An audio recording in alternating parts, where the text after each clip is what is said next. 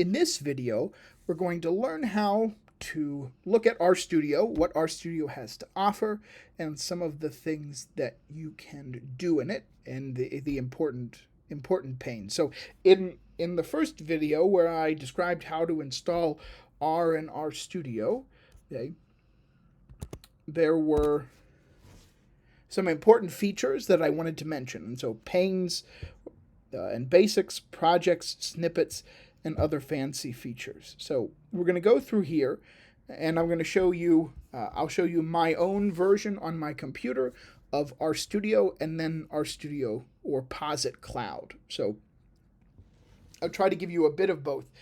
For the most part, 99% of the features of the behavior of everything will be the same, but there are a few that are different, and so I want to show you those. So this is what RStudio looks like on my personal computer. Okay, so RStudio is a 4-pane layout by default. So there are, as you can see, 4 different circles, 4 different squares, rectangles, and they are what we're going to call panes. Okay? Now, one important thing, so I guess the very first thing that you should know about RStudio is that it is very customizable. Okay? And so I guess the first thing that you know, this is RStudio on my personal computer. This is RStudio Cloud or Posit Cloud, the web-based version of RStudio. And so it only right now has 3 panes, but if I make a new document, here's the 4th pane. Okay, and so what you'll notice is that when I go back and forth, that these panes are not exactly the same. I have mine in a different order, and so the order is completely up to your preference in what you're going to like. Okay, so basically, if you look between this and this, one's dark and one's light, which is the first big thing that you probably notice. But the off-diagonal things, the environment pane up here in the top right, and the console in the bottom left, I have switched. So my console is in the top right, environment is in the bottom left. So you probably want to know, one, how to change the color. So you might love this color, you might hate this color, and of course you might love the white, hate the white. Okay? So the first thing that you want to do is play with the background, play with the look of RStudio, because you're going to be spending a lot of time in RStudio, in R, working on stuff, and you want to make sure that your eyes aren't burning as you look at the computer. So to do that, on mine, which it may be slightly different because I'm on a Mac, and on my own personal operating system, is that for these, you want to go to global options. So mine is under tools. So tools, global options. And it opens up this window with a lot of stuff. Okay? And so most of it you're probably not going to want to touch. Okay? But the one thing that you will, so first, how do you change the color? So that's the appearance. Okay? So you have a few different themes. There are 2 different RStudio themes. To be honest, I've changed these before and I haven't noticed much of a difference. So I don't know what this is, but you can change it. Okay, you can change, click apply, okay, and see if anything changes. So there's sky, there's modern. I can't tell a difference, but I haven't looked around enough. Okay, so there's RStudio. A zoom feature, which you can change outside of this menu. Okay, there are a few different fonts, okay, for RStudio. So Monaco is the default, and I think most people use that. But if you like one of the others, you can choose that, or you can upload your own font. if you want. Okay, there are directions out there on how to do that. If you really love one font over another, you can do that. Okay, so you can change text rendering, editor font size, so on and so forth. And then down here are all the editor themes. So that's the background. Okay, so it's gonna tell you all of, well, if you click on them, you can see all of the themes. Personally, I have, and I use pastel on dark. Okay, the default here is TextMate, so it's going to be the one that you use.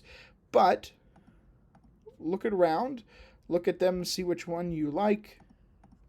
There are different white ones, a lot of dark ones. Okay, and feel free to choose your own. Okay, so I guess that's the first biggest thing. Is appearance. Here's the pane layout. Okay, you can add more than 4 panes if you want. Okay, but the default is 4. Most people use 4, and so if you wanted to change, your environment should be up here, and console is down here. Okay, if you like what I have, and you try stuff out and you think it's annoying the way it is, okay. If I wanted to change these two, I'd just change this to console, and it would automatically flip the two. Okay, so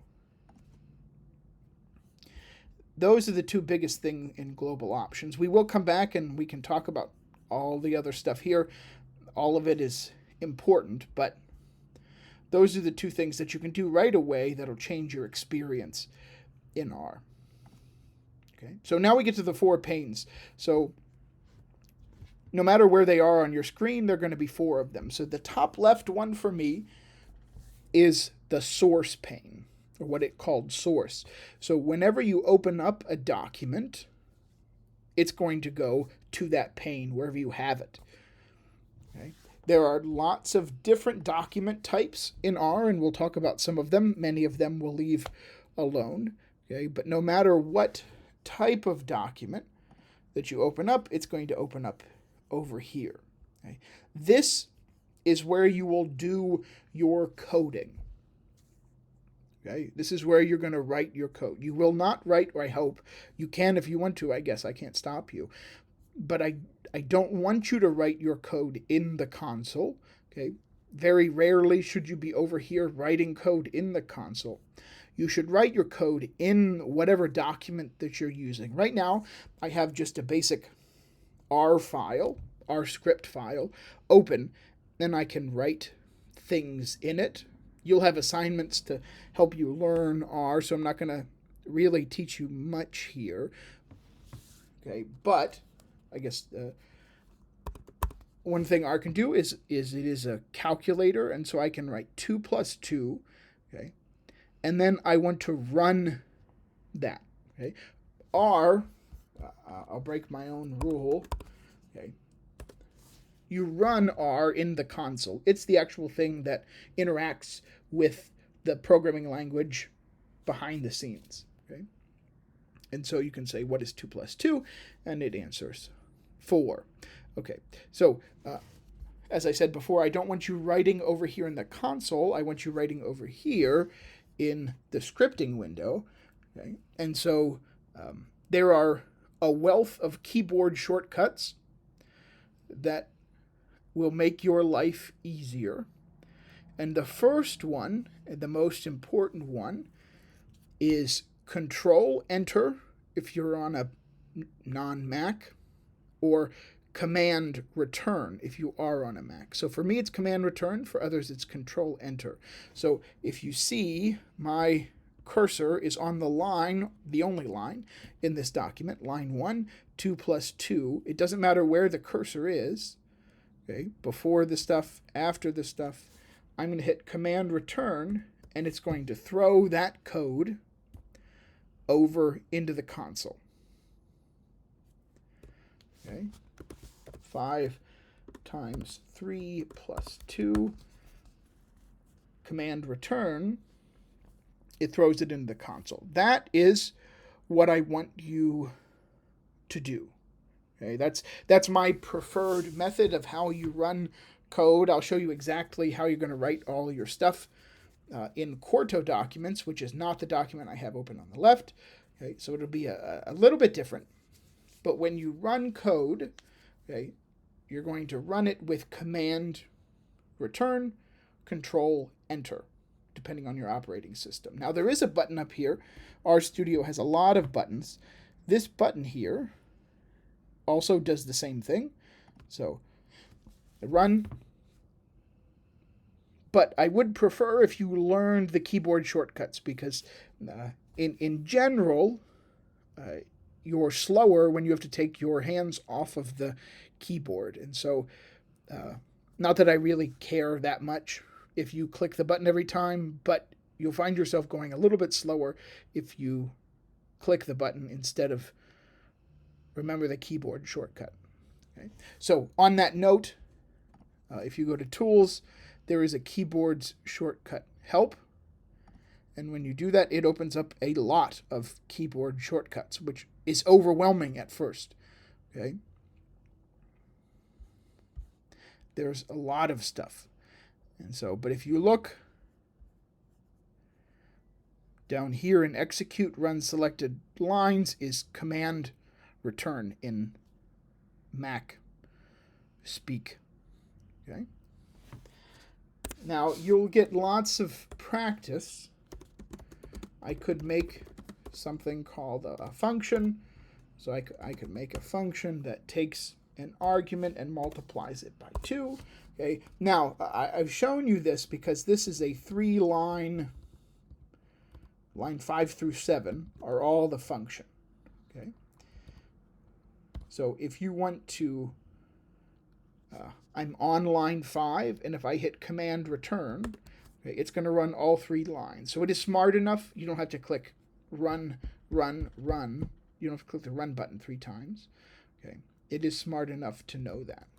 If you wanted to run multiple lines at the same time, so 2 plus 2 and 3 times 5 plus 4, you can highlight both of them, and it will run both of them. So anyway, a bit off topic, but that is the source pane, the top left. Okay, that's the pane you're going to spend most of your time in. Top right for me is the console. It's where our code is going to be run. Now there are 2 other tabs here, the terminal and the background jobs tab. So the terminal tab is actually a connection to your machine's terminal.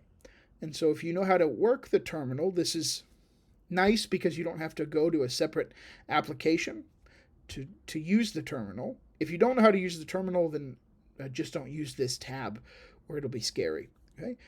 The background jobs you don't need to worry about at the moment. That's a advanced R use. So you're going to want to stay on the console tab mostly, almost all the time. Okay. Bottom left is your environment tab. Well, there's a couple of different things here. The most important is the environment.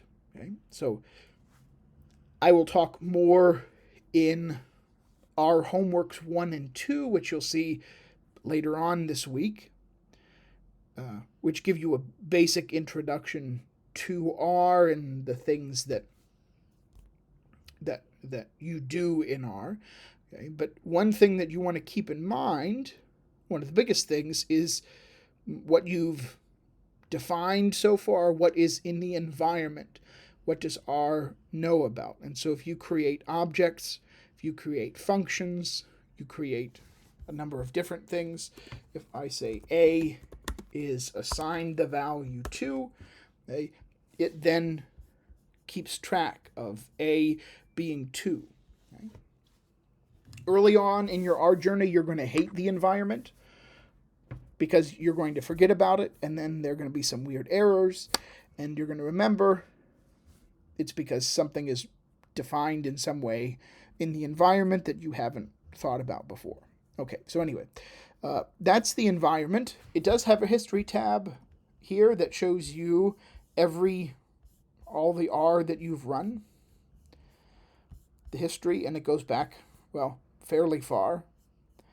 Okay. Mine isn't very long at the moment, but it will, whatever you run, it'll keep track of for a decently long time. Okay. And then there are two other tabs, connections. We aren't going to worry about connection, but if you are connecting to some remote database, some SQL server, that's going to be here. And there is a tutorial page, which we aren't going to use, but can be very helpful. And so if you need some extra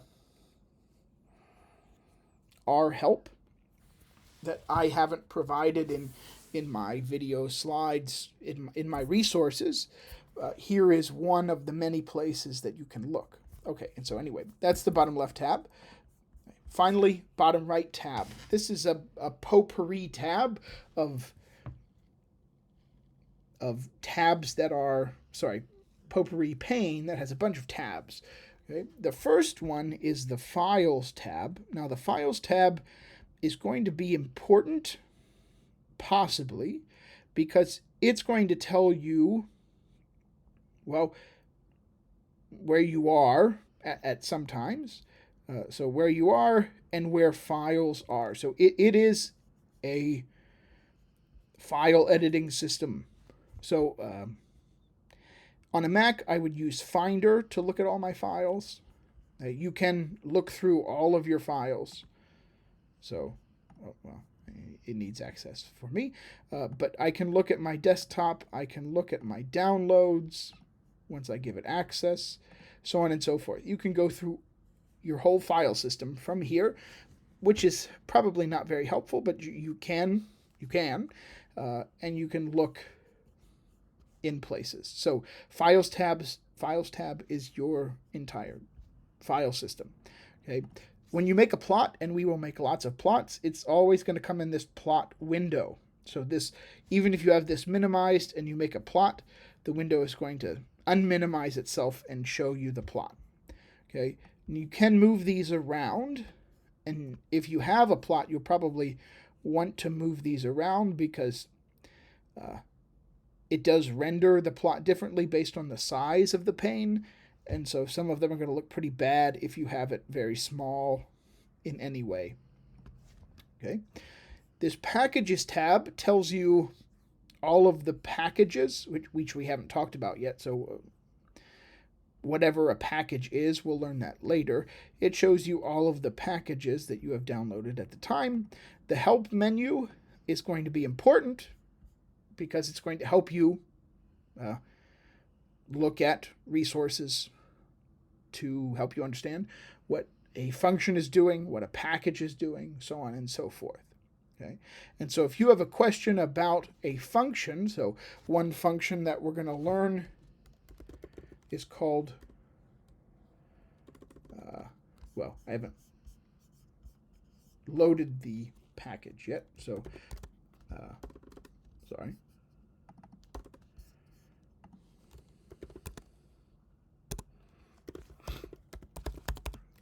There's a package called Tidyverse that we're going to make use of a lot. And inside this package are a bunch of functions. One function we're going to use is called group by. And so if I search for group by, it's going to give me what's called a manual page or a man page. And it gives me a lot of stuff. A description of the function, how it's used, the arguments that go into the function, what it spits out, other behavior. This is a very in-depth man page. Okay, and then what's going to be most important down here, there are examples. So examples of people using group by or whatever function that you're looking up. Okay, so I think help is going to be something that you're going to look at a lot and hopefully will be helpful. Viewer and presentation, you're not really going to use a lot. Okay, and so those are the four basic panes. I know that took a while, but I think it's important to talk through. So those are the basic utilities of RStudio, sorry. The basic utilities of RStudio. Now, I said, contrasting that with Posit Cloud, it is basically the same. So tools, global options, you can make all your changes. All of this is going to look the same, except, well, one, your files here are not the files on your computer. They are the files on this cloud-based system. So it cannot see the files that are in your downloads or in your wherever on your actual computer. And so an added step that you'll need on Posit Cloud that you won't on your usual machine is that you have to upload documents to here, and then when you're done or ready, you'll have at the end a document, maybe a PDF that you've created, okay, and you want to submit that as your assignment, okay, say it's this thing, you would then go here and export and call it whatever you want and download. Okay, so there are some extra steps of getting it up to the cloud and then back down to your computer, but they cannot see each other. Okay, and so that's I guess one of the biggest differences. Now, here, projects and snippets. Now, projects exist both here, so you'll see in this upper right-hand corner an R project. Okay. And we already saw here, if I go to my workspace, a new project. Okay, new R project. They are essentially the same thing. You can think of projects as desks. Okay? And so it was explained to me like this, and I think it's probably the best way I have heard it. You are only using it for one class, and so you probably won't have the need to use these projects. But a project is like a desk. Okay, and so if you have 4 classes and all of them used R, then when you switch from one class to another, you have to put away all the material from your first class. So if you had multiple files open and things down here and environment stuff, okay, you'd have to clear the environment, save and exit out of all of your files, and then open up all your new files for your new class, so on and so forth. And so a project is basically like another desk. So if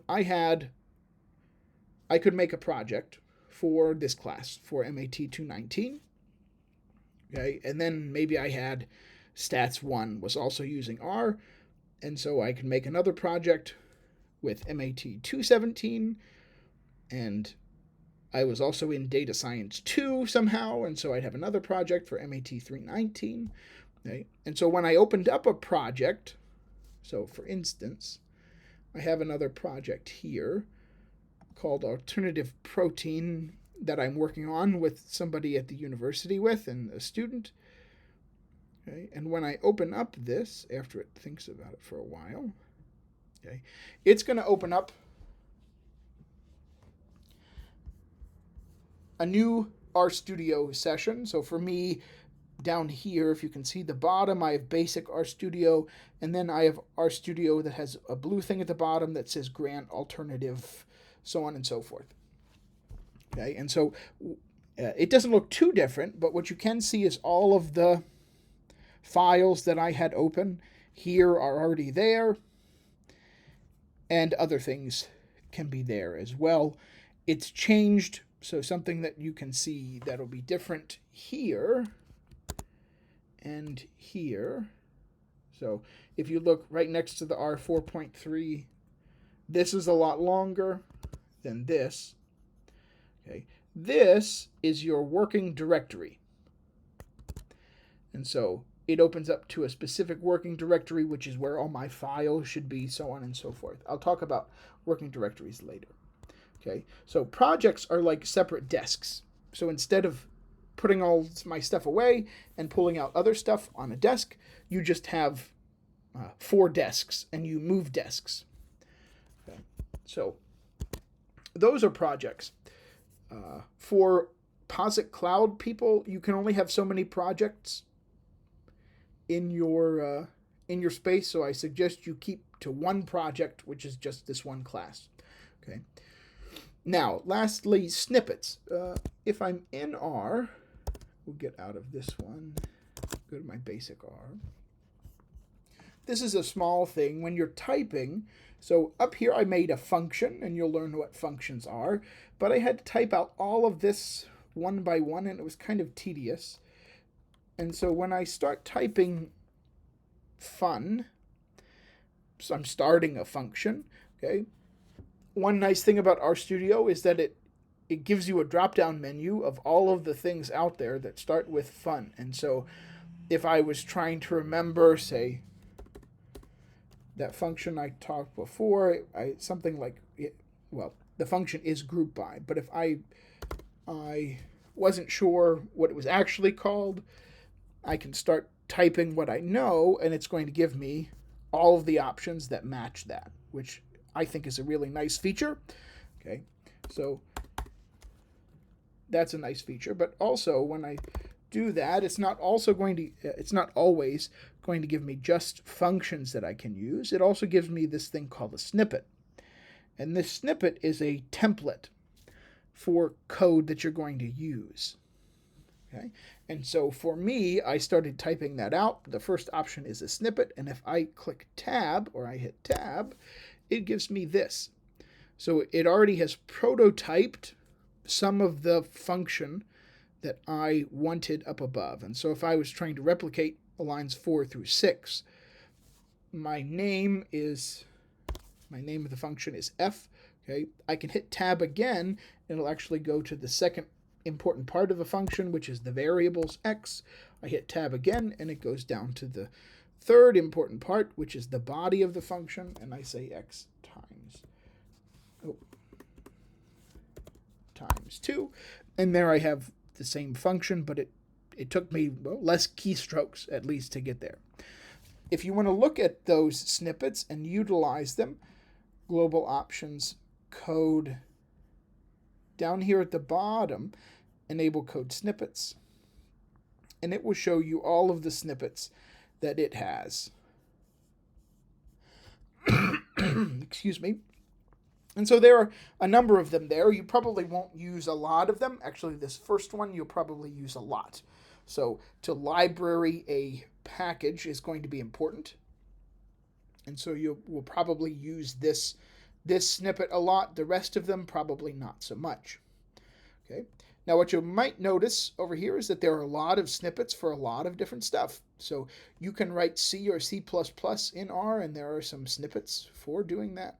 Markdown, tech, whatever these things, if you know what they mean, good. If you don't, we don't have to worry about them. So there are lots of different snippets, and you can write your own if you want. So if I wanted to write a new snippet, I could write down here in like line 118, and you'd follow the same format as above. Okay, you will see me use snippets that I've written from time to time in these videos, and if you see something that I do that you think is neat, then please, by all means, just email me and I can send you that snippet. Okay, so we're almost through this. Last, fancy features. There are lots of things. I don't know how fancy you might think they are, but there are lots of extra, if you like extra things that can make your life a little bit easier. A lot of them have to do with these keyboard shortcuts that can help you be faster or do things in a certain way. Okay, the one that I like is that R has a multi-line cursor. So for me, it's Control Option on a Mac. I forget what it is on a Windows machine, but if I hold Control Option and then I click down, it actually gives me a cursor that is however many lines long that I want. And so I can highlight, well, lots of different stuff. Okay, now it gets weird pretty fast. Okay. But I can do a multi-line cursor, and then I can start writing on 11 lines at once, okay? Which may or may not be useful for you. To exit the multi-line cursor, you hit escape. All right, so anyway, that's one fancy feature. There are other ones that you may see me doing from time to time. If it didn't make sense, if I did it very fast, again, please tell me, and I can point you in the right direction.